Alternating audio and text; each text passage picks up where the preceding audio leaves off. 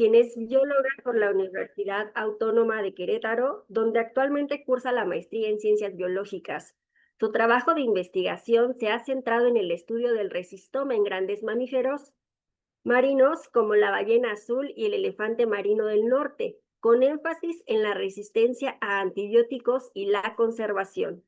Además, la maestra ha sido reconocida con el primer lugar en ponencia oral a nivel de licenciatura en la 38 Reunión Internacional para el Estudio de los Mamíferos Marinos y ha participado en diversos proyectos de divulgación científica, tanto en medios escritos como a través de talleres y actividades en el Museo de las Ciencias Shimaji, donde colabora desde el año 2019. Actualmente es responsable del proyecto FOPER sobre resistencia y adaptación de organismos silvestres y combina su labor académica con la docencia en niveles básico y medio superior. Le damos la palabra, maestra. Muchas gracias.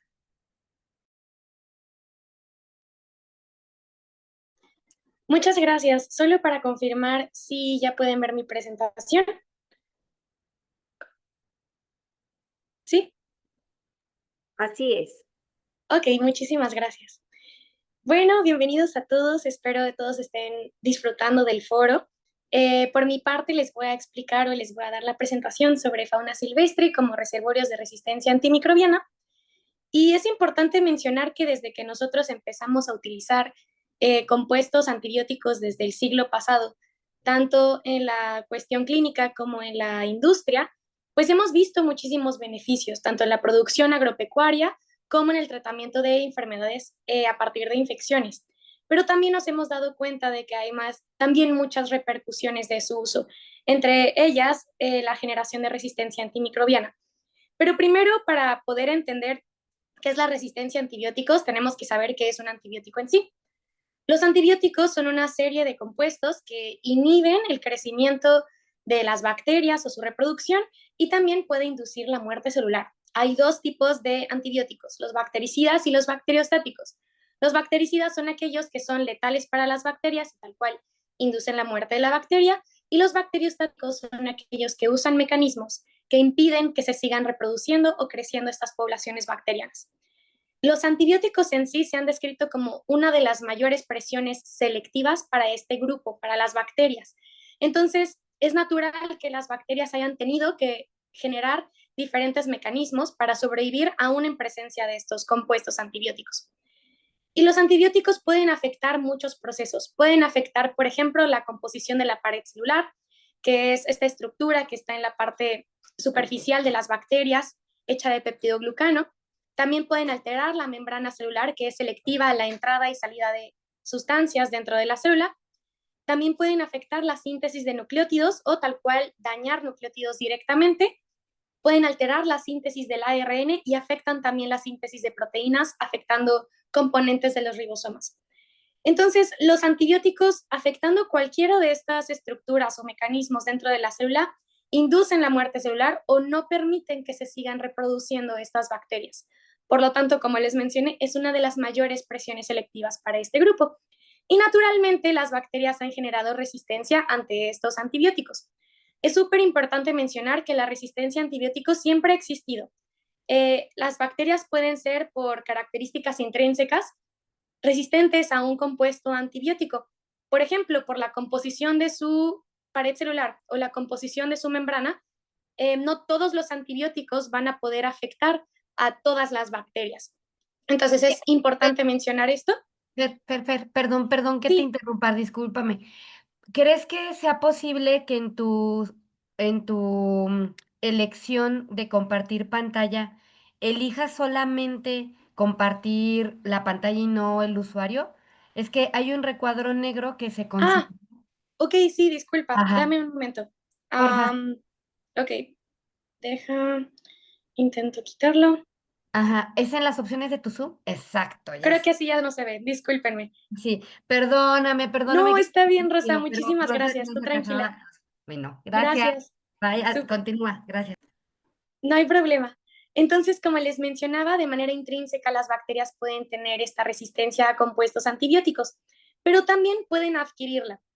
Pueden adquirirla a partir de dos procesos: la aparición de nuevos genes de resistencia a antibióticos o la transmisión de genes de resistencia a antibióticos existentes.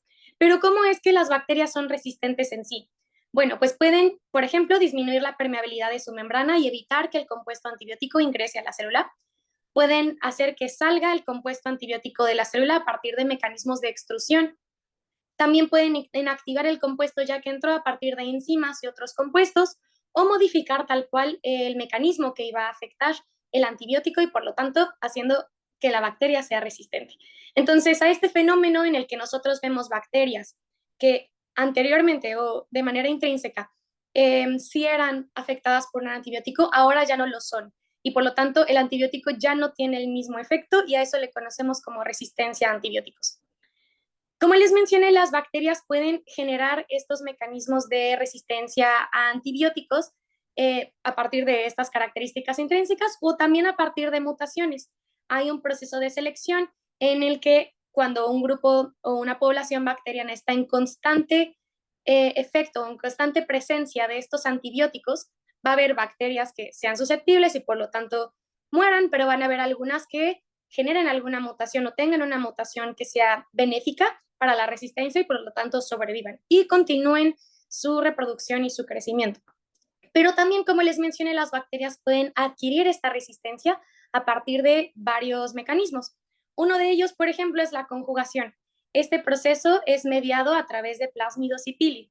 Los plásmidos son estructuras extras al cromosoma bacteriano que pueden transferirse a otras células bacterianas a través de los pili, que son estructuras que están en la superficie de la célula bacteriana y que permiten pasar esta información de plásmido a otra célula, no necesariamente del mismo grupo de bacterias. También existe el proceso de transformación, que es cuando a partir de DNA o ADN, que está en el medio, en el ambiente, la bacteria puede adquirir este ADN ambiental y utilizarlo también o los genes de resistencia que pueda presentar este ADN. Y por último está la transducción, que esta es mediada a partir de virus fagos. Los virus durante su replicación en ocasiones se pueden equivocar y además de tener información asociada al virus, tienen información genética asociada a genes de resistencia a antibióticos. Y cuando infectan a otra bacteria, pues además de la información del virus, también transmiten esta información que permite la resistencia antibiótica. Y este proceso de transferencia o de transmisión de genes de resistencia a antibióticos, como les mencioné, puede ocurrir a partir de muchas cosas. Como ya veíamos, la aparición es esta presión selectiva cuando hay uso constante de antibióticos en cierta medida. Y la transmisión es cuando ya nosotros tenemos ya resistencia, pero llega a otros sitios. Y esto puede ser por el uso desmedido de estos antibióticos, por ejemplo, en la industria ganadera, en la industria acuícola, también en la agricultura, en la clínica, y cómo todas estas antibióticos, residuos de antibióticos o genes de resistencia a antibióticos terminan, por ejemplo, en el agua, que es uno de los mayores sitios de transmisión de estos genes de resistencia a antibióticos, y por lo tanto llegan a otros sitios, se transmiten en el ambiente. Como les mencioné, el agua es uno de los medios que es más común o se ha estudiado más con esta transmisión de genes de resistencia a antibióticos a los ecosistemas, pero también esta transmisión puede ocurrir en muchos sitios. Ya se ha hablado varias veces sobre cómo es importante denotar esta transmisión en hospitales o en sitios de clínica o de salud. También hablamos, por ejemplo, de la contaminación que puede estar asociada a resistencia a antibióticos. De hecho, se han hecho varios estudios donde en ecosistemas marinos el plástico es uno de los reservorios de bacterias con genes de resistencia a antibióticos y también en nuestras actividades diarias puede ocurrir esta transmisión de genes de resistencia. ¿Y cómo está presente esta resistencia en los ecosistemas? Bueno, podemos tener como tal a bacterias resistentes que ya tengan el mecanismo en sí, en su interior o en su parte de su material genético. También tenemos como tal al ADN o estos genes de resistencia en el ambiente. Recordemos que, como mencioné antes, las bacterias pueden adquirir este ADN del medio y por lo tanto ahora tener estos mecanismos de resistencia. Y también podemos encontrar residuos de los antibióticos en sí o de antibióticos que no se metabolizaron completamente. De estos compuestos farmacéuticos o fármacos que nosotros consumimos, hay ocasiones en donde nosotros sí metabolizamos parte, pero puede haber residuos de estos compuestos antibióticos que terminan directamente en las aguas sanitarias y otros sitios que pueden transmitirlos a los ecosistemas. Ahora, nosotros utilizamos antibióticos de muchas formas y también ha cambiado la forma en que nosotros utilizamos estos antibióticos y también depende del sitio o del país en el que estamos. Por ejemplo, aquí les comparto de un artículo por Bax y colaboradores en 2016 que realizaron un estudio con datos de prescripciones de antibióticos en Estados Unidos. Evaluaron a 300 hospitales y compararon cuántas prescripciones de qué grupos de antibióticos habían cambiado o en qué valores habían cambiado entre 2006 y 2012.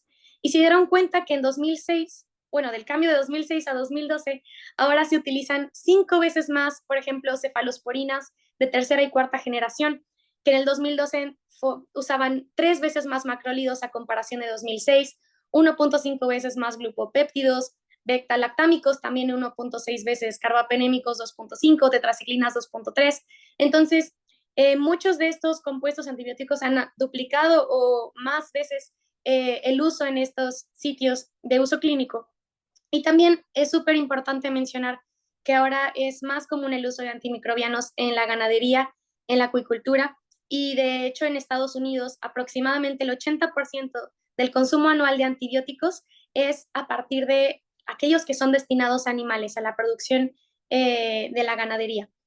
Y bueno, por ejemplo, si ya comparamos países o esta problemática del uso de antibióticos a nivel mundial, China y Estados Unidos son de los mayores eh, usuarios de estos compuestos antibióticos en el ganado, seguido Brasil. También tenemos, por ejemplo, predicciones hacia 2030 de cuáles van a ser aquellos países que usen más de estos antimicrobianos en la ganadería, siendo China todavía el número 1. Y aquí cabe mencionar que México entra a la lista del top 5 para 2030. También sabemos que de uso general, ya de antibióticos en uso clínico, en la ganadería y en la industria en general, China sigue siendo de los países que más utiliza estos compuestos, seguidos de Brasil, Indonesia, Estados Unidos.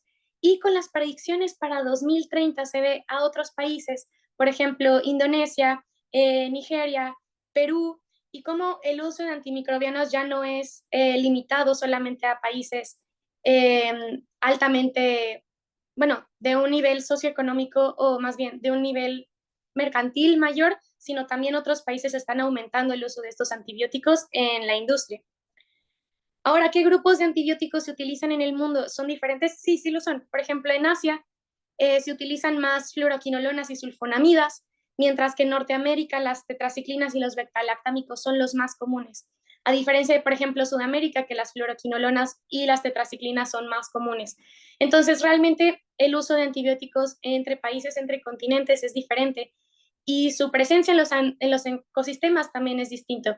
Se hizo un estudio en el Pacífico Este y se encontró que los genes de resistencia a beta-lactámicos y tetraciclinas estaban en la mayoría de las muestras de agua que se tomaron en este grupo, en este estudio, y también se sugirieron que hay ciertos grupos de bacterias que pueden estar asociadas a tener más de estos genes de resistencia a antibióticos, como bacteroidetes, cianobacterias, margulis bacterias y otros grupos bacterianos que ahora tenemos un foco en tratar de identificar si están asociados a la transmisión o que son portadoras de estos genes de resistencia. Ahora, desde el punto de vista de cómo estamos en Querétaro, cómo nosotros podemos influir en la llegada de estos grupos de genes de resistencia a antibióticos al mar, pues tenemos que revisar un poco de la hidrografía de Querétaro. Querétaro, al estar justo en el centro del país, tiene esta característica muy curiosa, donde parte de nuestro estado, su hidrografía, sus ríos, terminan llevando el agua a cuerpos de agua que van a terminar llegando al Golfo de México. Mientras que del lado oeste de nuestro estado, la parte donde está el municipio de Querétaro y zonas aledañas, su hidrografía hace que llegue nuestros compuestos o el agua de nuestro estado hacia el Pacífico mexicano. Entonces, como estado, al estar justo en el centro del país, tenemos influencia en ambos océanos, ¿no? Tanto parte del Golfo de México y el Atlántico, como parte del Pacífico. Y les hablo un poco sobre el Golfo de California, porque es donde se encuentra una de las especies de las que les voy a hablar el día de hoy, Y como ven, el Golfo de California, que está justo entre la península y la parte de norte de nuestro país, tiene una hidrografía bastante amplia y colinda con estados de Baja California Norte, Baja California Sur, Sinaloa, Sonora, Nayarit. Y todas estas hidrografías o todos estos cuerpos de agua terminan directamente en el Golfo y a su vez en el Pacífico. Una de las más importantes es el recorrido que hace el río Colorado y que tiene su desembocadura justo en la parte norte del Golfo. Este sitio de nuestro país, además de las actividades humanas regulares, pues también tiene una gran actividad de agricultura, donde todos estos compuestos, algunos de uso antibiótico, también terminan en el Golfo de California. Y tanto el estado de Querétaro como algunos de los estados que colindan con el Golfo de California, pues sí tienen aguas efluentes con compuestos que se utilizan en la agricultura, en la acuicultura, en la ganadería y nuestra descarga de aguas residuales. En especial el Golfo de California presenta un problema mayor por la cuestión del turismo, que también es una de las fuentes de estos transmisión de genes de resistencia a antibióticos. Y bueno, ¿esto a qué bacterias afecta o cómo es que está presente en las bacterias del ecosistema? Recordemos que hay bacterias que están presentes en el suelo y que ayudan a degradar todos estos compuestos orgánicos. Tenemos bacterias que son simbiontes de plantas y otros organismos y que también pueden estar en contacto con estos antibióticos. Tenemos bacterias, por ejemplo, las cianobacterias, que son responsables de la fotosíntesis y de la producción de oxígeno en los ecosistemas.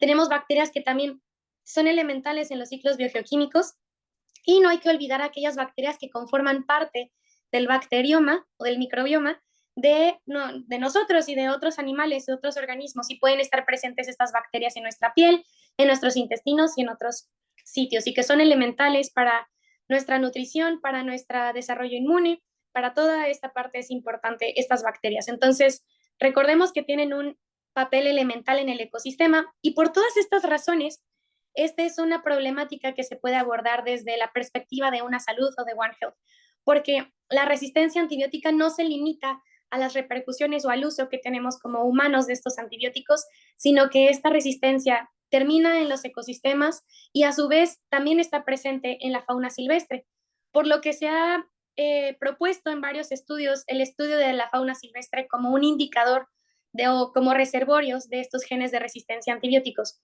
Aquí les menciono algunos estudios que se han realizado, por ejemplo, en tortugas marinas, donde se encontró que las tortugas marinas que estaban más cerca de sitios que estaban asociados a la presencia humana tenían una mayor cantidad de bacterias con resistencia a antibióticos.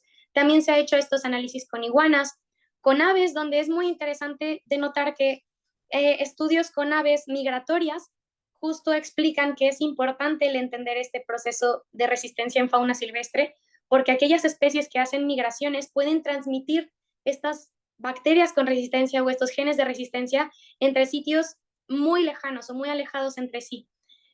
También, por ejemplo, se han encontrado que hay ciertas especies de aves que están asociadas a zonas más conservadas y que no presentan tantos genes de resistencia a antibióticos, a diferencia de aves que pueden estar en sitios más cercanos a la presencia humana o más urbanizados. También se han hecho varios estudios con mamíferos y con peces, donde también se observa una acumulación trófica de estos genes de resistencia a antibióticos. En el estudio de Blackburn en 2010 se evaluó justo la presencia de estos genes de resistencia en peces y se vio que en aquellos de mayor nivel trófico, aquellos que son ya depredadores tope, tienen mayor presencia de bacterias con resistencia a antibióticos que aquellos peces que estaban en un nivel menor en la cadena trófica. Entonces, sí podemos ver estos procesos de acumulación y nos dan muchísima información sobre cómo esta problemática no nada más está presente en la cuestión humana o la cuestión clínica, sino que también está en nuestros ecosistemas y la transmisión es un problema que debemos de empezar a evaluar y de empezar a considerar. También se han hecho varios estudios con especies que son comunes en asentamientos humanos, por ejemplo, como las cucarachas, que también son transmisoras de estos genes de resistencia. O también se ha visto en zonas costeras el papel de las gaviotas, que pueden hacer estos viajes en sitios más conservados y en sitios más cercanos a la población humana.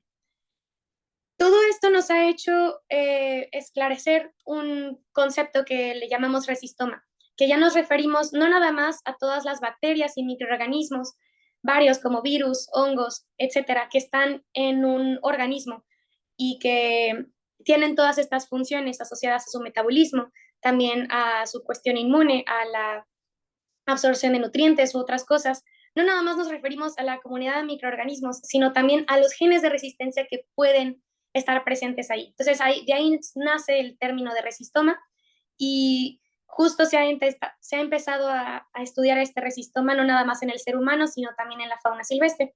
Y yo les voy a hablar sobre cómo he estudiado este fenómeno de resistencia a antibióticos en 2 especies de mamíferos marinos. Primero les voy a hablar sobre mi trabajo de mi tesis de licenciatura, que fue hecha con elefante marino del norte, y posteriormente les voy a hablar sobre qué es lo que estoy desarrollando para mi tesis de maestría, donde hablo sobre ballena azul. Entonces, el elefante marino del norte es un pinípedo que su nombre científico es Mirounga angustirostris y es una especie centinela. Cuando hablamos de especies centinela son aquellas especies que nos brindan mucha información sobre el estado del ecosistema de manera indirecta. El elefante marino del norte es una especie centinela porque además de que hace migraciones de nuestro país también a las costas o al Pacífico Norte, es un animal longevo, es un mamífero marino, tiene una posición en la cadena trófica elevada, se alimenta principalmente de calamares y peces un poco más grandes. Y también algo muy interesante de esta especie es que tiene un dimorfismo sexual. Los machos y las hembras son de tamaños bastante diferentes. Los machos pueden llegar a medir entre 3 y 4 metros, mientras que las hembras son más pequeñas. Y las crías, como les mencioné, este elefante marino del norte viene a nuestro país y justo vienen 2 épocas o dos tiempos en el año a las costas de Baja California. Estos vienen durante el invierno para hacer su reproducción y también para tener a sus crías en el caso de las hembras. Y posteriormente también vienen durante el verano para hacer la muda de su piel. Entonces, estos elefantes marinos, imaginemos su historia de vida desde la perspectiva de una hembra. Las hembras vienen de alimentarse del norte del Pacífico, donde está, por ejemplo, en las costas de Estados Unidos, Canadá, Alaska, y llegan a nuestro país, a las costas de Baja California, en específico del lado del Pacífico. En el caso de mi estudio se hizo con una población muy conocida ya en el archipiélago de San Benito, que está en este punto de aquí, justo en la división de Baja California Norte con Baja California Sur. Y ahí en San Benito llegan estas hembras a tener a sus crías que han estado gestando durante algunos meses. Las crías aquí nacen y durante 28 días las hembras les dan leche. Después de estos 28 días ocurre el destete, las hembras ya no le dan leche a las crías y las crías pasan por un proceso de ayuno de más o menos 60 días. Es importante de notar que las crías, cuando nosotros hacemos los muestreos de hisopados anales de estas crías, acaban de ser destetadas y por lo tanto no han consumido otra cosa que no sea la leche de la madre. Entonces tenemos de manera indirecta esta visión o este reflejo de la alimentación que tuvo la madre durante la gestación de la cría. Ya que las crías fueron destetadas, las madres realizan reproducción ahí en estos sitios donde los machos tienen harems, que son sitios o territorios dentro de la playa donde tienen a varias hembras, y después de la reproducción pasan unos días, unas semanas y regresan a estos sitios de alimentación en el norte del Pacífico. Posteriormente, durante el verano, como les mencioné, los adultos regresan a las costas de nuestro país para hacer la muda de su piel. Entonces, estas crías, cuando están en este destete y tomamos sus hisopados, como les mencioné, tenemos un reflejo de todas estas bacterias que contiene la cría y que son producto de estos pocos días de vida que llevan, más o menos 28 días de vida que tienen, y la alimentación que les dio la madre. También es súper importante de notar que estos hisopados son solamente una porción de todas las bacterias o de todo el microbioma del elefante, porque cuando nosotros sacamos un hisopado solamente estamos viendo una porción del intestino y solamente cuando nosotros sembramos vellos vemos aquellas bacterias que son cultivables. Va a haber muchas bacterias que por sus características y las condiciones que necesitan para crecer no pueden ser cultivables, y recordemos también que en las diferentes partes del intestino podemos tener microorganismos diferentes. Es un ecosistema ahí adentro y que aquí nada más estamos viendo una porción que el hisopado nos pudo dar. Entonces, a partir de estos hisopados, se siembran posteriormente en placa en el laboratorio, hacemos la caracterización morfológica de las bacterias, intentamos identificarlas lo más que se pueda, Y posteriormente se hicieron antibiogramas, donde nosotros pusimos ya a los morfotipos de bacterias bien identificados con estos multidiscos. Estos multidiscos, si no están bueno, si no han hecho antibiogramas anteriormente, les explico cómo funcionan. Tienen en cada uno de estos circulitos diferentes concentraciones de distintos antibióticos y los usan en análisis clínicos para los diagnósticos, poder identificar si hay este grupo de bacterias o si esta bacteria en específico tiene resistencia a alguno de estos antibióticos. Entonces, así se ve una placa antes de que haya crecimiento bacteriano. ¿Por qué? Porque en toda la placa se esparce la bacteria y posteriormente se pone el disco. Si alrededor del disco, por ejemplo, como vemos aquí, se ve esta mancha, se ve esta cuestión como turbia, no sé cómo explicarlo, pero se ve este tipo de patrones, significa que la bacteria ahí sí creció, aún en presencia de este antibiótico. Entonces ahí podemos identificar que hay resistencia. Pero también podemos ver que alrededor de ciertos antibióticos no hay crecimiento. Si se fijan, aquí no se ve opaco. Eso significa que ese antibiótico sí tiene efecto con estas bacterias y por lo tanto esa bacteria no es resistente a ese antibiótico. Entonces aquí vemos una placa en comparación y como podemos ver, esta misma bacteria es resistente a varios antibióticos. Podemos ver que es resistente al menos a estos. Y también es importante mencionar que no nada más es que la bacteria ya esté sobre o encima del disco, sino que también se mide el halo de inhibición o este círculo que se hace alrededor del antibiótico para nosotros poder identificar qué tan sensible o resistente es al antibiótico. Entonces, si nosotros tenemos un halo grande alrededor del antibiótico, significa que el antibiótico sí funciona y por lo tanto no hay resistencia. Pero si tenemos un halo que es muy pequeño o nulo, como en este caso, significa que sí hay resistencia a ese antibiótico. Y a partir del Instituto de Estándares Clínicos y de Laboratorio, cada antibiótico y cada concentración de estos antibióticos tiene niveles o valores de estos halos de inhibición específicos, donde yo ya puedo decir, si yo tengo un halo de inhibición de menos de 5 milímetros, por ejemplo, significa que esta bacteria es resistente a antibióticos. Pero si es mayor a 5, significa que está en un rango intermedio, o si es mayor a 10, por ejemplo, ya significa que es una bacteria sensible a este antibiótico. Entonces yo utilicé estos hisopados anales, como les mencioné, se hicieron la caracterización de las bacterias de esos hisopados. Realicé estos antibiogramas y justo hice el análisis de los halos de inhibición a partir de estos estándares clínicos que se utilizan comúnmente en el diagnóstico. Y encontramos que hubo diferencias, por ejemplo, en muestras que se tomaron en 2022 y en 2023. De las muestras que nosotros tomamos del 2022, 64% fueron resistentes a cefuroxima, que es una cefalosporina de segunda generación. Y, por ejemplo, del 2023 fueron 12 morfotipos que presentaron esta resistencia. Aquí pueden ver en esta tabla que les estaba explicando que no nada más con cefuroxima, sino que encontramos resistencia a cefdinir, nitrofurantoína, cefixima, gentamicina, ceftriaxona, astronam, en diferentes niveles. También encontramos resistencia a cefotaxima, amicacina, ácido nalidíxico y ofloxacina. Mientras que ceftazidima, ciprofloxacina y norfloxacina casi no encontramos morfotipos con resistencia. En general, y haciendo un resumen, se detectó en el 2022 11 antibióticos que tuvieron morfotipos con resistencia de los 14 analizados en todas las muestras, mientras que en 2023 se encontró resistencia a 10 de los 14 antibióticos que nosotros utilizamos. Sé que puede parecer, bueno, no todos los morfotipos tuvieron resistencia o hay algunos antibióticos que no presentaron resistencia y eso es muy bueno, pero recordemos que este es un elefante marino que tiene un mes de vida. ¿Cómo podemos encontrar resistencia a todos estos antibióticos en un organismo que tiene tan poco tiempo en este planeta y que además de manera indirecta adquirió esta resistencia a antibióticos a través de alimentación que le brindó su madre? Entonces, sí hay presencia de genes de resistencia a antibióticos en el Golfo de California y es difícil poder nosotros saber de dónde se adquirió esta resistencia, porque recordemos que las bacterias que conforman el microbioma son plásticas, son sensibles a muchas cuestiones, son sensibles a las características del ambiente, a la alimentación del organismo, a cuestiones fisiológicas del organismo en sí. Entonces es difícil saber de dónde vienen estas bacterias, pero aún así este nivel de resistencia antimicrobiana se ve muy probablemente asociado a acciones humanas.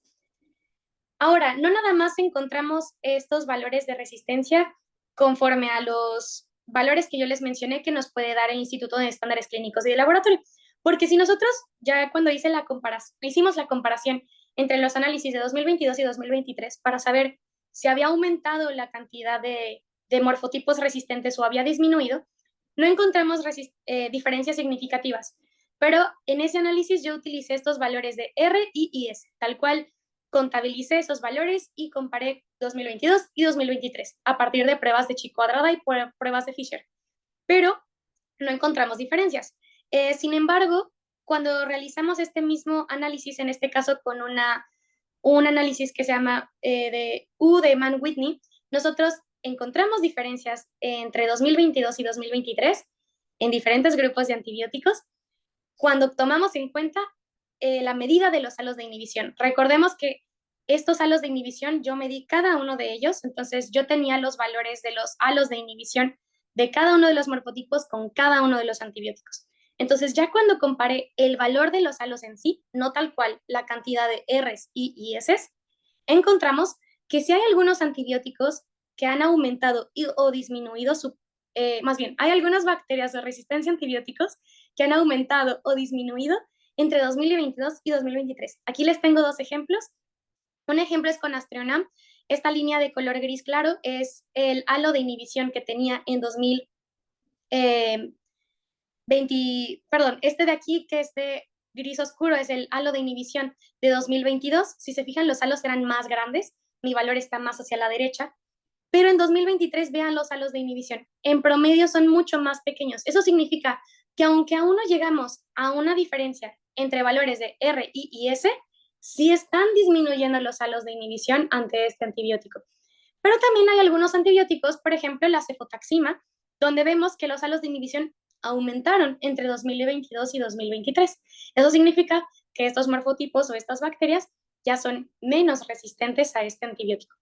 Entonces, como les mencioné, este proceso de resistencia ha sido es un proceso bastante variable. Depende de muchísimas cuestiones que todavía se nos es muy difícil identificar, pero el primer paso es el poder saber qué es lo que está sucediendo en estos ecosistemas. Así que ese fue el trabajo que realicé con el elefante marino del norte en mi tesis de licenciatura. Y ahorita les voy a hablar un poco sobre mi tesis de maestría. En la tesis de maestría voy a trabajar con muestras de ballena azul. Por el momento no les tengo todavía resultados, pero les voy a hablar un poco de el planteamiento de mi proyecto y por qué es importante el conocer este risistoma de la ballena azul. La ballena azul es un mamífero marino, es un cetáceo de la familia Balaenopteridae y es famoso porque es el mamífero o el animal más grande que existe de nuestro planeta. Hay individuos que pueden llegar a medir hasta 32.6 metros. Es importante mencionar que estos individuos se distribuyen más en el hemisferio sur.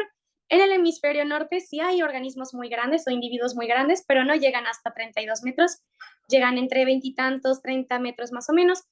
Y a diferencia de otras ballenas de esta misma familia, pues tienen una talla más grande, su cabeza es plana, sus barbas son negras y tienen un color gris azulado por manchas, lo que le da nombre de ballena azul. Esta especie, a diferencia de otras, no es tan gregaria. Eso significa que no están en grupos compactos. Por ejemplo, cuando vemos ballenas jorobadas u otras especies de ballenas, que podemos ver a ballenas bastante juntas. Las ballenas azules son un poco más solitarias, pero también se pueden comunicar a grandes distancias. Ellos se comunican a partir de sonidos de baja frecuencia y por lo tanto pueden estar a kilómetros de distancia y aún así comunicarse entre sí. La ballena azul es una especie que se distribuye en todos los océanos. Sin embargo, pues ya tenemos distinguidas o ya tenemos identificadas varias poblaciones. Una de las poblaciones más importantes es la que se encuentra en el Pacífico Norte y cuya población justo migra hacia nuestro país, al Golfo de California. Se tiene estimado que más o menos 300 ballenas azules migran todos los años a estas aguas en el Golfo de California y hay periodos de residencia de estas ballenas en el Golfo de California de más o menos 70 días. Entonces, durante el invierno, ellas vienen para acá para tener a sus crías y también hacen un poquito de alimentación en estas aguas. Y como les mencioné, en el Golfo de California tienen a sus crías y hacen su proceso de reproducción. Ahora, las ballenas azules se alimentan de eufausidos, que son un grupo de krill. Estos son crustáceos muy pequeños y se pueden alimentar de varias especies de este krill. Entre ellas, una de las más importantes es Nyctiphane simplex, y es la especie de krill que justo de la que se alimenta en el Golfo de California. Aquí vemos un video de Carlos Domínguez, que es un colaborador del grupo, donde se ve justo la ballena después de su alimentación. Aquí podemos ver sus pliegues gulares, que es esta parte de la boca, que se amplía durante la alimentación para sostener a todo este krill. Y como les mencioné, las ballenas se alimentan de estas especies de krill en diferentes sitios. El más importante para su alimentación es el sistema de corrientes de California, o también asociado a, bueno, mencionado como CCE. Este es la principal sitio de alimentación y se alimentan en estos sitios durante el verano y el otoño. Después está el Golfo de California, donde sí tienen crianza y reproducción, pero también hacen alimentación, aunque no es el sitio principal de esta alimentación. Y por último está el Domo de Costa Rica, donde es una zona de crianza importante, pero todavía no se conoce del todo, y aquí no se hace o no se ha registrado tantos eventos de alimentación. Entonces, como les mencioné, el Golfo de California es importante por este sitio de crianza, de reproducción y de alimentación. También se ha evaluado que las hembras y los machos tienen diferencias en la cuestión de alimentación. ¿Por qué? Porque las hembras hacen estas migraciones entre este sitio de las zonas de alimentación y el Golfo de California de manera más particular. Digamos que cada año vienen hacia acá, tienen como patrones más claros porque son dependientes justo de esta migración para su reproducción, mientras que los machos puede haber años en donde evitan el gasto energético de migrar y se quedan en las zonas de alimentación en el norte del Pacífico. Esto puede hacer que haya diferencias en el sitio donde se están alimentando esas ballenas. Por lo tanto, para mí, en parte de mi investigación, queremos comparar eso, si hay diferencias en la presencia de genes de resistencia a antibióticos entre hembras y machos, y posiblemente asociarlo a cuestiones de que sus zonas de alimentación o sus sitios donde están presentes son diferentes. Y también se evalúa la condición corporal de las ballenas. Las ballenas hembras, cuando dan a luz a sus crías, pasan por este proceso de lactancia y se ven a las ballenas más flacas, su condición corporal es menor, y a comparación, por ejemplo, también con los machos es menor. Y, por ejemplo, eventos como el niño y otros eventos que cambian la productividad oceánica puede haber o puede causar cambios en la condición corporal de las ballenas por la disponibilidad de alimento. Entonces, también queremos comparar todo esto. Y en la cuestión de reproducción, como les mencioné, las ballenas azules vienen a reproducirse y a criar a sus crías aquí en el Golfo de California, pero se conoce poco sobre la reproducción de la ballena azul. Se ha asumido o se ha comparado con otros grupos de ballenas de la misma familia, que son las Balaenopteridos, y se asume que las hembras más o menos maduran después de los 5-10 años, tienen un periodo de gestación entre 11 y 12 meses, casi todo un año, y destetan a sus crías a partir de los 7 u 8 meses. Entonces, nosotros podemos conocer el estado reproductivo de las ballenas por sus hormonas. Ahorita les voy a mencionar cómo es que nosotros conseguimos las muestras para estos análisis hormonales, pero a partir de las hormonas nosotros podemos identificar si hay ballenas que están preñadas, también podemos identificar si las ballenas están con cría, o bueno, normalmente las vemos con las crías, y también podemos ver si están en periodos de reposo e identificar a su vez también a los machos a partir de estas muestras y análisis de hormonas. En general, la ballena azul ha tenido varios problemas de conservación anteriormente. Antes de que se eliminara o disminuyera la caza de ballenas, era uno de los principales objetivos en la caza comercial. Su población era reducida, pero poco a poco se ha comenzado a recuperar. Sin embargo, sigue en categoría de en peligro por la IUCN, aunque también se menciona que está en aumento sus poblaciones. Como les mencioné, una de las poblaciones más importantes es la del Pacífico Norte y se compone más o menos entre 2.000 y 3.000 individuos. Y esta población parece estar diferenciada de otras poblaciones del Pacífico, como la del Pacífico Central o Occidental, y esto más o menos se estima por los tipos de llamadas, como les mencioné, estos sonidos de baja frecuencia que tienen entre ellos, pero todavía se está delimitando esta parte de las poblaciones. Y en nuestro país, esta especie está sujeta a protección especial por la NOM 059. Entonces también está protegida en nuestras aguas.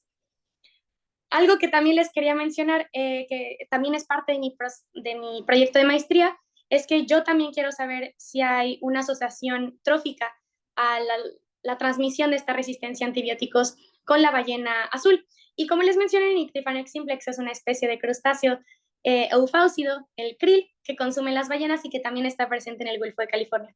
Y a partir de muestras de este krill, yo también quiero saber si el krill presenta genes de resistencia a antibióticos y comparar esta presencia con las de las muestras de ballenas y saber si hay una relación entre ambas. Esta especie de krill se encuentra en el Golfo de California, también se encuentra en la corriente de California y en el Pacífico tropical oriental en general. Y no nada más es alimento de ballenas azules, sino de otras especies de ballenas, como ballenas jorobadas, también de mantarrayas, sardinas y otros organismos importantes de los océanos. Entonces, el krill, pues al ser base de muchísimas otras especies, pues tiene un efecto, ¿no? En la cadena trófica de estos ecosistemas. Esta especie de krill se agrega como en enjambres, son como nubes que se ven en el agua muy densas de estos crustáceos y que esta característica de que estén todos juntos nos habla de muchas cuestiones o mecanismos de alimentación, de su reproducción. También estas nubes las hacen más vulnerables a la depredación porque son más visibles, por ejemplo, para las ballenas. Ver una nube de krill inmensa hace que puedan acercarse, ¿no? Y comer más fácilmente este krill. Y también se ha asociado a la transmisión de enfermedades entre individuos que estén tan agregados o tan juntos, puede estar asociada a que puedan transmitirse más enfermedades entre ellos.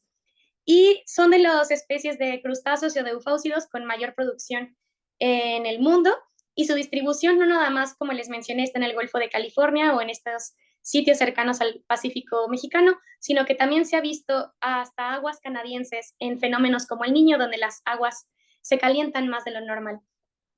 Entonces, como les mencioné, parte de mi proyecto es también ver si hay un proceso de bioacumulación, si estos genes de resistencia a antibióticos o si esta resistencia a antibióticos no nada más está presente en las ballenas, sino si las ballenas lo están posiblemente adquiriendo de su alimento, que es en este caso Nyctiphanex simplex, la especie de krill que les hablé. Y ya se han hecho algunos estudios sobre cómo está presente estos genes de resistencia a antibióticos en el plancton y en el zooplancton, digo, en el fitoplancton y en el zooplancton. Un ejemplo es el que se realizó en el Canal de la Mancha, en Europa, donde se encontraron estos tres genes de resistencia a antibióticos en todas las muestras de plancton. Y, por ejemplo, el de sulfonamidas e INTL1 fueron los más frecuentes. También se han hecho varios análisis, por ejemplo, con sedimentos, que también son importantes en estos ecosistemas. Y en los sedimentos, en un análisis metagenómico realizado en el Golfo Pérsico, se encontraron 402 genes de resistencia a antibióticos presentes. Aunque este estudio, como les menciono, no se centró en el plancton, muchos de estos genes de resistencia a antibióticos están en el mismo entorno marino donde está este plancton, ¿no? Entonces, también es importante saber de dónde se está transfiriendo esta resistencia a antibióticos. Y les menciono rápidamente cuál es el trabajo de campo que he realizado en mi maestría. Durante este año, en 2025, hicimos el trabajo de campo con ballena azul. Nosotros hacíamos paradas de observación donde primero intentamos encontrar una ballena. Algo bien importante es que este estudio se realizó en Loreto, Baja California. Si se fijan, aquí está el Golfo de California. En la parte de adentro, dejen encuentro otro mapa. Denme un segundo, justo. En esta parte del interior del Golfo de California, en el sitio de la Bahía de Loreto, el Parque Nacional de Loreto, ahí es donde se intentaban hacer la identificación de estas ballenas azules. Entonces, ya que encontrábamos alguna, hacíamos un seguimiento a distancia, se hacían registros de coordenadas, el comportamiento de las ballenas. Esto implica también el tiempo de buceo, si se están alimentando, si no se están alimentando. Y primero empezamos con la fotoidentificación. Para la fotoidentificación nosotros tomamos fotografías de la ballena de la parte de la aleta dorsal. Esta aleta dorsal o los patrones que tienen en estas aletas nos ayudan a poder identificar a estos individuos y si se han visto anteriormente justo en Loreto, Baja California. Contamos con un catálogo de muchísimos individuos que hemos podido volver a identificar a lo largo del tiempo, más o menos desde los años 80. Y también se anotan observaciones de la ballena que estamos observando, como las características de la cola, si tiene alguna mancha o alguna marca que nos ayuda a identificarla mejor, el sonido que tiene el soplo, también hay algunos soplos que tienen olor, Esto es muy interesante porque también se ha propuesto para análisis de microbioma del aparato respiratorio, del soplo que tienen estas ballenas. También se anotan características de condición corporal y si hay embarcaciones cercanas, en especial de whale watching, que puedan perturbar a las ballenas. ¿Y cómo es que nosotros tenemos muestras de estas ballenas o cuáles son las muestras que yo uso? Yo uso muestras de heces de ballena azul. Esta cuestión de las muestras de heces es más que nada incidental, es un regalo, es una cuestión de suerte, que cuando estemos observando la ballena identifiquemos que hay heces cerca de ella o a su alrededor. Aquí en el video que les mostré, voy a repetirlo, se ve que en esta imagen de dron, que justo coincidió que estábamos con el dron en el aire, se ve justo las heces de la ballena en esta parte de acá. Entonces nosotros identificamos que ahí hay heces y colectamos la muestra. También se colectan otros tipos de muestra, por ejemplo, muestra de soplo a partir del uso de drones, muestra de piel, esta es piel muerta que en el momento en que la ballena se sumerge, por última vez antes de un buceo, muchas veces deja piel muerta en la superficie. Nosotros también podemos tomar esa piel y tomarlo como una muestra. Y como les mencioné, las heces.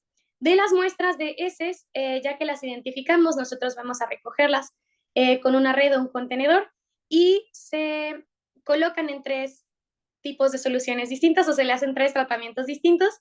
Una parte de estas muestras se conserva en formol para ver el contenido como tal de las heces. Otra parte de la muestra se guarda en etanol, que sirve mucho para análisis genéticos, como los que hago yo. Y otra parte de las heces se seca, se tritura y ese polvo sirve para hacer análisis hormonales. Como les mencioné anteriormente, de este tipo de muestras es de donde se pueden sacar los análisis para hacer cuestiones de hormonas. Entonces, ya que nosotros pudimos tomar nuestras muestras, hacemos una revisión terminando la salida de campo de las fotografías y de los avistamientos, identificamos a las ballenas que nosotros vimos, vemos en el catálogo si se han vuelto a ver estas ballenas a lo largo de otros años. Como les mencioné, aquí tenemos una imagen del catálogo que tenemos y que nos ayuda a hacer esta fotoidentificación. Se toman muestras, como les mencioné, de soplo, de piel, de heces. También se pueden hacer grabaciones de audio para identificar los diferentes tipos de llamada que tienen las ballenas y fotogrametría, que es a partir de mediciones realizadas con una imagen tomada desde dron, donde nosotros podemos saber el tamaño de la ballena y la condición corporal de la ballena. En el muestreo de 2025 logramos identificar y colectar muestras. En específico, vimos e identificamos efectivamente a 14 ballenas y muestras de heces tenemos 7 muestras. Estos son muchas muestras. Yo sé que parece pocas, pero realmente es un trabajo muy arduo, muy difícil, muy caro. Entonces, el tener esta cantidad de muestras es maravilloso. Hay algunos años donde solamente se tiene una muestra o ninguna muestra. Como les mencioné, es un proceso que no podemos controlar. Y pues nada, este año fue bastante efectivo y yo voy a utilizar en mi trabajo de tesis muestras desde 1996. Ya se seleccionaron 61 muestras que se van a utilizar de diferentes años para yo poder comparar también a lo largo del tiempo cómo se han aparecido o desaparecido, cómo ha cambiado la presencia de genes de resistencia a antibióticos en las heces de ballena azul. Yo ya seleccioné los genes que voy a utilizar para mi proyecto. Estos son 15 genes, cada uno de diferente grupo o familias de antibióticos, perdón. Esta selección fue de esta forma porque yo quiero saber si la resistencia a antibióticos está presente o está asociada a varios grupos. La mayoría de la bibliografía o de los antecedentes que yo he revisado sobre este tipo de análisis con fauna silvestre solamente se centran en algunos grupos de antibióticos de uso común, como betalactámicos, por ejemplo, macrólidos, sulfonamidas, tetraciclinas, que sí, son muy comunes y se usan en muchas cuestiones clínicas y de industria, pero hay algunos grupos de hay algunos grupos de antibióticos que no se han estudiado todavía su presencia en ecosistemas, ¿no? O la presencia de resistencia a estos antibióticos en ecosistemas. Entonces, parte de mi propuesta de mi tesis de maestría es justo hacer este análisis con otras familias de antibióticos y todos los primers que yo ya seleccioné ya se han descrito en la literatura anteriormente, y como ven en la tabla de acá, hay pues justo estos genes de resistencia a antibióticos están asociados a resistencia a muchísimos fármacos, como penicilinas, gentamicina, neomicina, eritrocina, sulfadicina, clorafenicol, muchos más, polimixinas, rifapimicinas. O sea, realmente estoy intentando abarcar muchas familias justo para intentar tener un panorama más amplio de cómo es el estado de resistencia en estos ecosistemas marinos. Y parte de mi proyecto de maestría ya avanzó. Una parte de mi proyecto es conocer la composición bacteriana de estas muestras, porque no nada más nos importa saber si hay resistencia o no, sino qué bacterias están presentando esta resistencia o qué bacterias son las que están presentes en las muestras y si también ha cambiado esta composición bacteriana a lo largo del tiempo. Entonces, ya hicimos secuenciación del fragmento B3-B4, que es del gen 16S, que es un gen muy específico en bacterias y que es una región hipervariable. Eso significa o nos da mucha información sobre qué grupos de bacterias son las que están presentes en mi muestra. Así que ya hicimos una secuenciación y asignación taxonómica a partir de la base de datos Silva con 8 muestras. Esto fue ya que mandamos nuestro proyecto a un concurso que lanzó el Absergen el año pasado sobre secuenciación y nosotros obtuvimos los siguientes resultados. La mayoría de las bacterias o los ASBs asociados a grupos bacterianos que se encontraron fueron del grupo Firmicutes, Protobacteria bacteroidota, que son grupos bastante comunes en general en composiciones bacterianas del intestino de mamíferos. Y también además de la abundancia de estos grupos, o sea, qué tantos hay, también nos importa la prevalencia, o sea, qué tan presentes están en todas las muestras. Y vemos que también Actinobacteria, Firmicutes, Bacteroidota, Protobacteria, pues están tanto muy prevalentes como muy abundantes. Pero también hay algunos grupos interesantes, por ejemplo, Thermoplasmatota o Verrumicrobiota, que también tienen un papel muy importante en el microbioma entérico de las especies. Ahora, cuando nosotros analizamos esta composición bacteriana por muestras, vemos algo muy interesante. Estas dos muestras de aquí, esta es la muestra de una ballena de 2008, esta es otra ballena de 2008, esta es una de 2011, una de 2013, una de 2017 y estas tres son de 2018. Vemos que las ballenas de 2008 tienen una composición bacteriana en sus muestras muy diferente a la de las otras ballenas. Y, por ejemplo, esta ballena del 2018 también es diferente a las demás. El poder estudiar la composición bacteriana de estas muestras justo también nos ayuda a entender el proceso de resistencia desde una perspectiva del ecosistema que es el intestino, ¿no? Y nosotros poder entender cómo está conformado y si hay presencia de resistencia a antibióticos nos ayuda como a hacer estos enlaces e intentar entender este proceso desde esta perspectiva. Y ya se han hecho otros análisis sobre composición bacteriana a partir de muestras de heces de ballena azul, pero solamente hay 2 estudios, uno realizado en Portugal, en donde se hizo un análisis con varias especies de ballenas, incluyendo ballena azul, con 2 muestras de ballena azul, y este que se realizó también en 2016, perdón, en las costas de California, igual con solamente 2 ballenas, y donde también se vio la abundancia de grupos que ya les mencioné, como Firmicutes, Protobacteria, Bacteroidetes y Actinobacteria. Entonces, realmente hay poca información sobre cuál es la composición bacteriana del intestino o intestinal entérica de la ballena azul. Y pues el poder entender este proceso también nos da muchas otras cosas o mucha otra información que podemos no nada más utilizar para entender a la ballena, sino otras problemáticas de los ecosistemas marinos. Otro análisis que hicimos con estas mismas muestras que les mencioné anteriormente, estas de acá, fue un análisis de funcional donde encontramos ASBs o regiones de genes que están asociadas a procesos metabólicos importantes como metabolismo de carbohidratos, de lípidos, de proteínas, de otros compuestos. Esto nos da justo información sobre cuál es la importancia de estas bacterias para el microbioma entérico, ¿no?, de la ballena azul. Y también encontramos ASBs o secuencias, diferencias entre genes asociadas a resistencia a antibióticos. Encontramos de resistencia a vancomicina, a resistencia a CAMP y también a Beta-lactamicus. Su abundancia relativa es bastante baja, pero se encontró. Entonces, nosotros queremos también justo mandar a secuenciar más muestras y por lo tanto tener más información para hacer este enlace entre lo que encontramos de las secuencias y lo que encontramos ya con los genes como tal, ¿no? Entonces hacer este enlace y tener una perspectiva mucho más amplia de esta problemática y de la presencia de resistencia a antibióticos en el intestino, el microbioma entérico de la ballena azul. Entonces, ya vimos que la fauna silvestre sí tiene un papel importante en entender la resistencia a antibióticos y como vemos en el concepto de una salud o One Health, todos somos parte de esta problemática, tanto a aquellas personas, por ejemplo, los médicos veterinarios que se dedican a la parte de la ganadería, a la parte de atención a pequeñas especies, de la producción agropecuaria, a aquellos, por ejemplo, biólogos que estudiamos a la fauna silvestre y a los médicos que también estudian esta problemática en los hospitales o en la parte clínica. Todos estamos relacionados con esta problemática y lo que hacemos nosotros como personas llega a los ecosistemas marinos y también puede llegar de regreso, ¿no? Nosotros podemos estar en contacto con genes de resistencia a antibióticos que, por ejemplo, la ballena azul o el elefante marino del norte traen de otros sitios gracias a sus migraciones y están transmitiendo o son posibles transmisores o reservorios de estos genes de resistencia a antibióticos de otros sitios y están trayendo resistencia a antibióticos que quizá nosotros no utilizamos.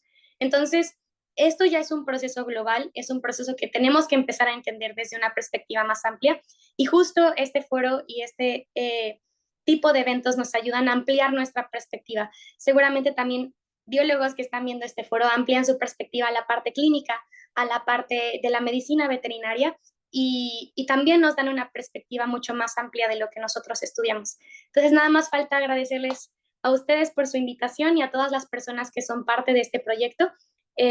Gracias en especial pues, a la Facultad de Ciencias Naturales, donde realicé mi licenciatura y actualmente mi maestría, al CONACYT, parte del que soy becaria, a la Universidad Autónoma de Querétaro, al CICIMAR, que justo es donde realicé parte de mis muestreos en el 2025 con la doctora Diane Hendron y su equipo, y también al equipo de laboratorio de, al laboratorio de plasticidad inmune y ecoepidemiología. Les agradezco muchísimo a todos y pues nada, espero les haya gustado y cualquier duda que tengan estoy aquí presente. Muchas gracias. Muchas gracias, maestra. Hay muchísimos comentarios agradeciendo toda la información que tiene, felicitándola por lo completo que está pues su tesis y todo el trabajo de investigación que han realizado justo alrededor de estos temas. Voy a comentar solamente algunas preguntas por cuestión de tiempo y las demás pues ya se estarán respondiendo más adelante. Muy bien, ¿qué opina acerca de la terapia alternativa con fagos como una opción para mitigar el uso de los antimicrobianos, tomando en cuenta que son un medio de transmisión de genes de resistencia?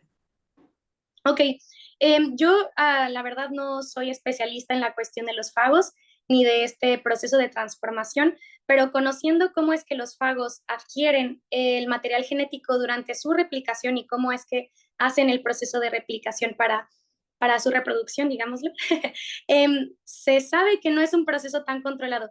Yo creo que quizá deberíamos de entender mucho más primero el proceso en que estos fagos hacen la replicación de su DNA dentro de la bacteria o cómo es que utilizan este mecanismo de manera muy acertada y muy precisa como para nosotros aventarnos a usarlo como un tratamiento. Creo que sí es un mecanismo increíble que tiene muchísimo potencial, pero creo que sí es súper importante primero entender que quizá puede ser un proceso estocástico, ¿no? Recordemos que estos fagos hacen su reproducción de manera muy rápida, quizá hasta poco controlado. Hay muchos errores en esta replicación que justo dan pie a mutaciones. Entonces, sería importante primero entender muy bien este proceso como para lanzarse a hacerlo en un análisis clínico. Pero sí, por mi parte sería el único comentario que podría dar.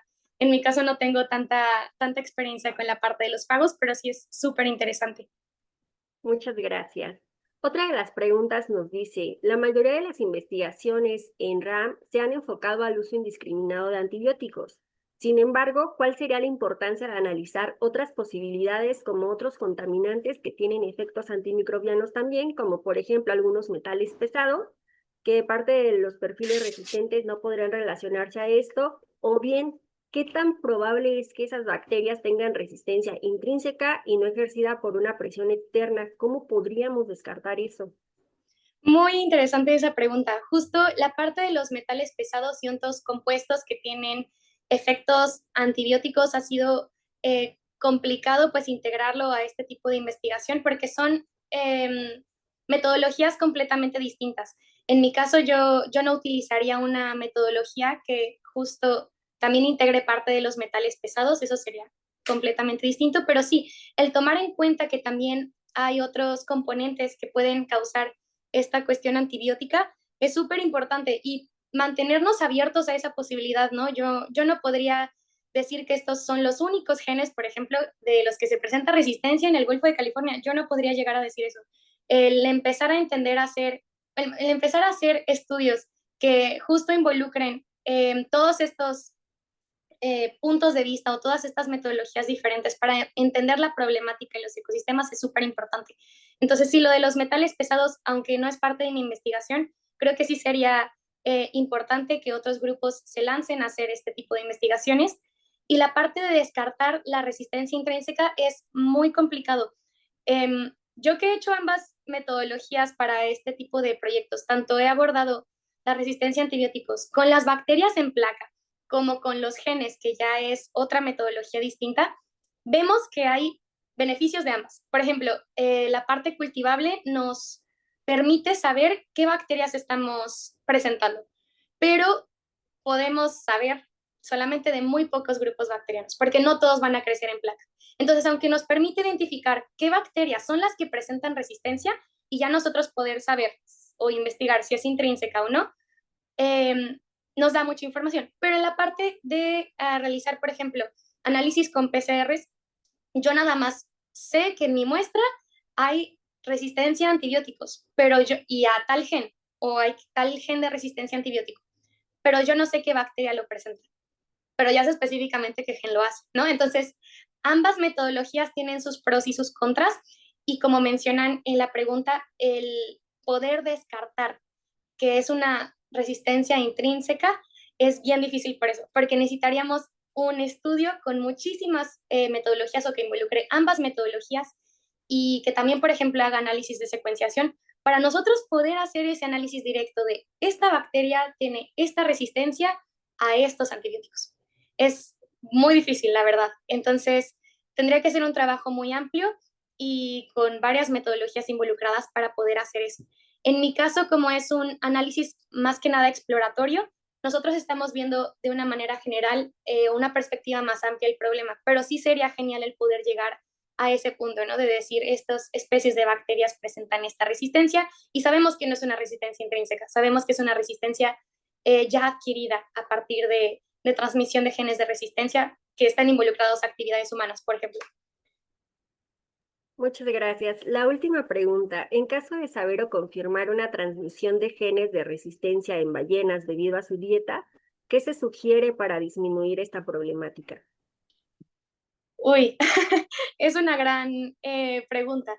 Realmente, con los análisis que, por ejemplo, yo estoy haciendo, si yo llego a encontrar que hay un gen de resistencia a antibióticos en mi muestra de krill y que también está presente en mi muestra de ballena, yo puedo proponer, yo puedo llegar a sugerir que hay una transmisión trófica, ¿no? Por esta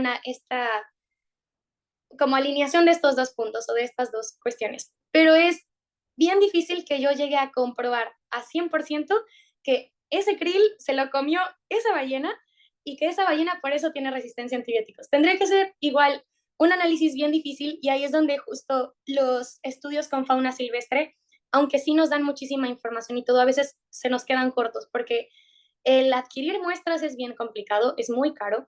Las muestras que estamos utilizando, aunque son de varios años, hay, hay años donde no hubo muestra, ¿no? Y ni modo. Y nunca, o pues sería una muestra genial, ¿no? El tener a una ballena que esté comiendo krill y yo tomar muestra de ese mismo krill en ese mismo instante y que en ese mismo momento o el tiempo después de ese mismo krill haya heces, ¿no? De la ballena.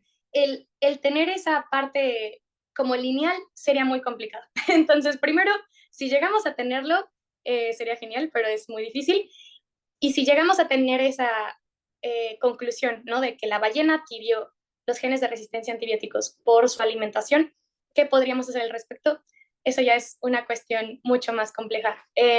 Creo que en general primero tenemos que describir cuál es el estado de esta presencia de resistencia a antibióticos en los ecosistemas y ya después empezar a involucrar una cuestión multidisciplinaria de el uso de antibióticos por la parte humana. O sea, no nada más que como médicos, por ejemplo, se prescriban ciertos antibióticos, sino también cómo nosotros los consumimos o cómo la industria ganadera los utiliza. Si nosotros tenemos regulaciones al respecto, regulaciones del tratamiento de estas aguas, que sí las hay, sí existen, pero ¿qué tan controladas están? El evitar que lleguen los antibióticos o los resistencia a antibióticos a los ecosistemas, yo creo que es prácticamente imposible. Pero el entender cómo es que está llegando esta resistencia y cómo se mueve es uno de los primeros pasos para poder hacer algo al respecto, ¿no? Pero sí, sería muy difícil el poder hacer esta regulación o hacer algo al respecto con estos resultados. Pues muchísimas gracias, maestra, por su tan importante e imponente plática. La verdad es de que está súper completo su trabajo y pues esperamos seguir sabiendo más al Gracias. respecto después de este foro. Pues vamos a dar entonces paso a un breve receso. Las preguntas que quedaron pendientes seguirán contestando más adelante.